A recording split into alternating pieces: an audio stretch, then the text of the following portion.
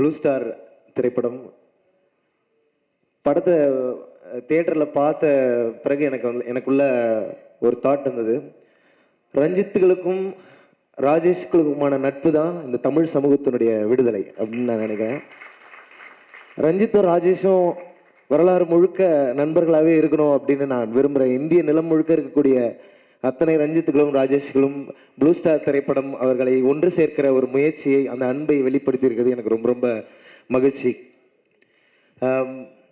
அரக்கோணம் நம்முடைய சொந்த ஊரை பற்றி நம்ம சொந்த ஊரில் எடுக்கப்படுகிற ஒரு திரைப்படம், ஊரில் நடக்கிற ஒரு கதைன்னொன்னே எனக்கு ஒரு ஸ்பெஷலான ஒரு அட்டாச்மெண்ட் வந்தது இயல்பாகவே. ஆனால் பொதுவாகவே எனக்கே தனிப்பட்ட முறையில் அனுபவம் இருக்குது. அரக்கோணம் அப்படின்னாலே அது ஒரு ரவுடிசம் இருக்கும், இல்லை கேங்ஸ்டரிசம் இருக்கும், அந்த மாதிரிலாம் என்னென்னமோ சொல்லுவாங்க சின்ன வயசுலேருந்து. ஆனால் உண்மையிலே நான் அப்படியான எந்த விஷயமும் பார்த்ததில்லை. அரக்கோணம் முழுக்க நான் பார்த்தது உழைக்கும் மக்களை தான் பார்த்துருக்கிறேன், அம்பேத்கரியவாதிகளை பார்த்துருக்கிறேன். அரக்கோணம் முழுக்க ரொம்ப பாசிட்டிவான ஒரு ஊர். எந்த போனாலும் இனிமேல் உலகம் முழுக்க சொல்லிக்கலாம்னு நினைக்கிறேன். அரக்கோணம் அப்படின்னா அதுக்கான மிகச்சிறந்த அடையாளமாக ப்ளூ ஸ்டார் அப்படின்னு இருக்குன்னு சொல்லி நம்புகிறேன்.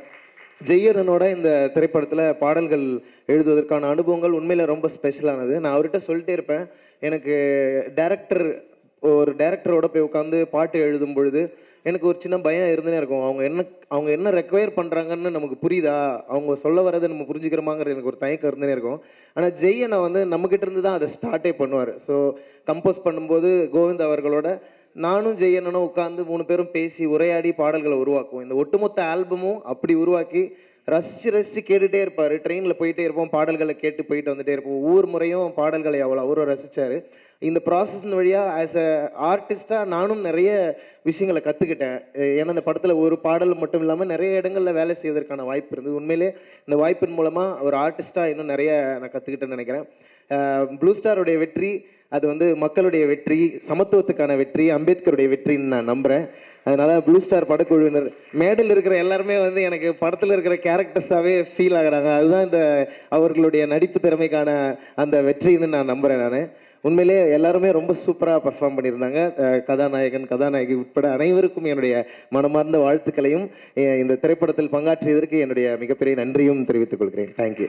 பாதகம் செய்பவரை கண்டால் நாம் பயங்கொள்ளலாகாது பாப்பா, மோதி மிதித்து விடு பாப்பா, அவர் முகத்தில் உமிழ்ந்து விடு பாப்பா.